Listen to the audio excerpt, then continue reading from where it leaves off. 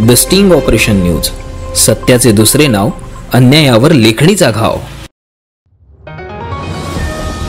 गोंदिया जिल्ह्यात रात्री अनेक भागांमध्ये मुसळधार पाऊस पडल्याने पुजारी टोला धरणाची पातळीत वाढ झाली असल्याने धरणाची पातळी नियंत्रित ठेवण्यासाठी धरणाचे 8 दरवाजे सुरू करण्यात आले आहेत। या 8 दरवाजांमधून 6205 क्युसेकने पाण्याचा विसर्ग नदीपात्रात सोडला जात आहे। तसेच लगतच्या मध्य प्रदेश राज्यातील संजय सरोवर म्हणून देखील मोठ्या प्रमाणात पाण्याचा विसर्ग सुरू असून गोंदिया जिल्ह्यातील नदीकाठावरील गावांना तसेच नदीपात्रातून आवागमन करणाऱ्यांना सर्व संबंधितांनी सतर्कतेचा इशारा प्रशासनाद्वारे देण्यात आला आहे।